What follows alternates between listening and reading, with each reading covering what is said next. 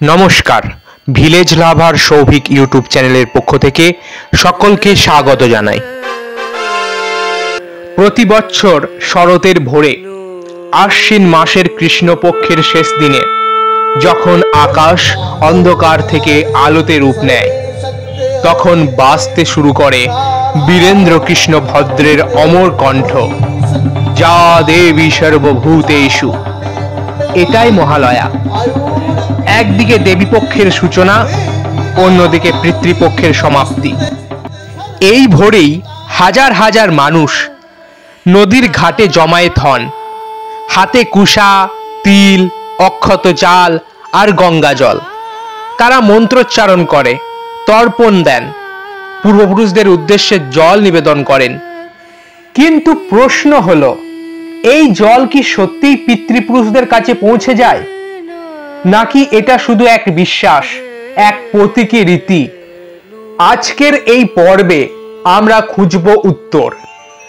মহালয়ার তর্পণ, পৌরাণিক ব্যাখ্যা, লোকবিশ্বাস আর আধুনিক বিজ্ঞানের আলোয় এর রহস্য।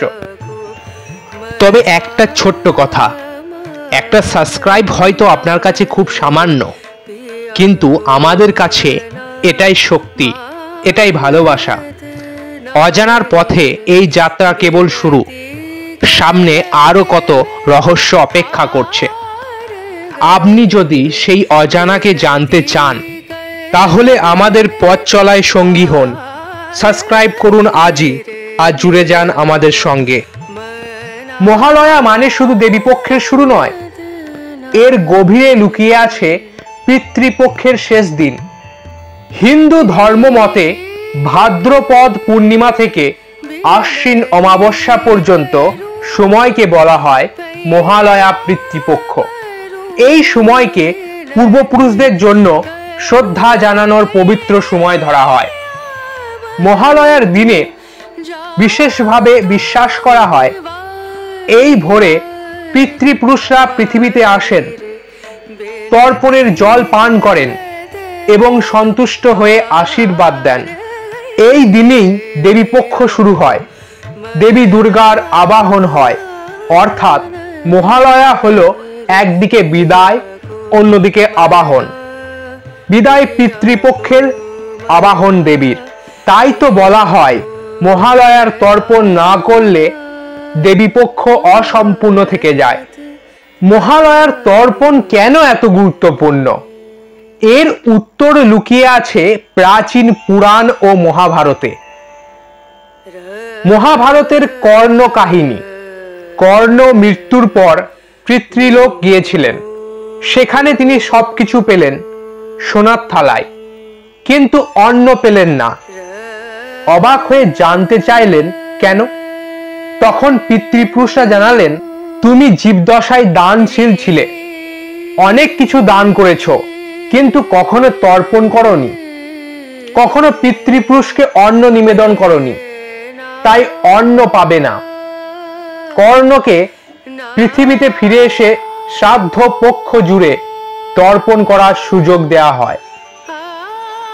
এই আখ্যান থেকে স্পষ্ট, তর্পণ না করলে পিতৃপুরুষরা অশান্ত থাকেন। এবার আসি গরুড় পুরাণের ব্যাখ্যায়। গরুড় পুরাণে বলা আছে, পিতৃলোক দক্ষিণ দিকে অবস্থান করে, তাই তর্পণের জল সব সময় দক্ষিণ মুখে দেওয়া হয়। জল হলো জীবনের প্রতীক। চাল, কুশা, তিল মিশিয়ে যখন জল দেওয়া হয়, তখন সেটা পিতৃপুরুষদের কাছে অন্নের সমান হয়ে পৌঁছায়। কারণ বিশ্বাস করা হয়, দেবীপক্ষ শুরু হওয়ার আগে পিতৃপুরুষকে সন্তুষ্ট করা প্রয়োজন। পূর্বপুরুষদের আশীর্বাদ ছাড়া দেবীর আবাহন অসম্পূর্ণ। তাই মহালয়ার তর্পণকে বলা হয় পিতৃতৃপ্তি আর দেবী আবাহনের সেতু বন্ধন। শাস্ত্রের বাইরে আমাদের লোকজ সংস্কৃতিতে মহালয়ার তর্পণ ঘিরে অসংখ্য বিশ্বাস আছে। যেমন কাকের ডাক। তর্পণের সময় যদি কাক এসে ডাকে, তবে ধরা হয় পিতৃপুরুষ তর্পণে সন্তুষ্ট হয়েছেন স্বপ্ন। অনেকেই বলেন মহালয়ার রাতে মৃত আত্মীয়রা স্বপ্নে আসেন, এটা তাদের উপস্থিতির প্রমাণ।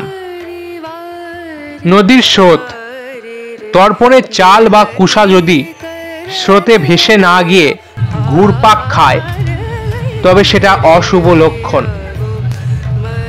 আর এও বলা হয় মহালয়ার তর্পণ বাদ দিলে পরিবারে অশান্তি বা দুর্ঘটনা ঘটে। এমন বিশ্বাস এখনো গ্রামে গ্রামে শোনা যায়। এসব বিশ্বাসকে কি কুসংস্কার বলা যায়, নাকি মানুষের মনের গভীরে লুকানো এক অদ্ভুত যোগাযোগ? লোকবিশ্বাস আমাদের সংস্কৃতির অংশ। বিজ্ঞান হয়তো সব ব্যাখ্যা দিতে পারবে না, কিন্তু বিশ্বাস মানুষকে মানসিক শান্তি দেয়। আর মহালয়ার তর্পণ সেই বিশ্বাসেরই মহামুহূর্ত। এবার আসি বিজ্ঞানের দৃষ্টিতে। তর্পণের জল সত্যিই কি কোথাও পৌঁছায়? বিজ্ঞানীরা বলেছেন জল কেবল তরল নয়, এটি এক ধরনের তথ্যবাহী পদার্থ। জলের মধ্যে শব্দ, স্পন্দন, এমনকি মানুষের অনুভূতিও সঞ্চিত থাকতে পারে। তর্পণের সময় যখন মন্ত্রোচ্চারণ করা হয়, চাল কুসা মেশানো হয়, তখন জলে বিশেষ কম্পন তৈরি হয়। সেই কম্পন প্রকৃতির মধ্যে ছড়িয়ে পড়ে। তর্পণ আসলে এক ধরনের মানসিক থেরাপি। মানুষ যখন পূর্বপুরুষের জন্য কিছু করে তখন মনে হয় তারা দায়িত্ব পালন করছে। এই মানসিক শান্তি পরিবারে ইতিবাচক প্রভাব ফেলে।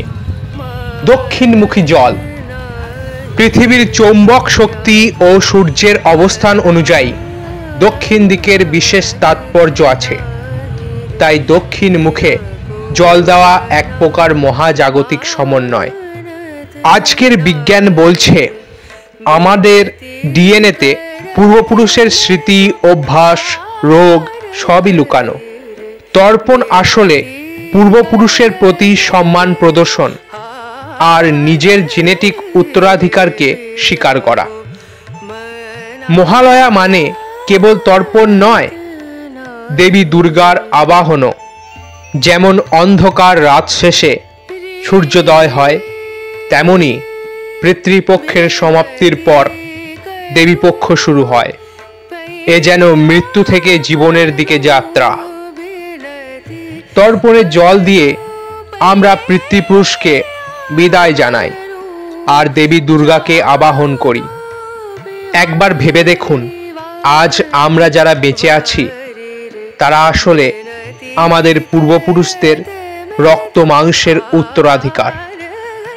তাদের শ্রম, ত্যাগ, সংগ্রাম ছাড়া আজকের আমরা কিছুই নয়। তাহলে তর্পণ কি কেবল জল ঢালা? না, তর্পণ হলো সেই কৃতজ্ঞতাকে দেবীপক্ষের আলোর সঙ্গে যুক্ত করা।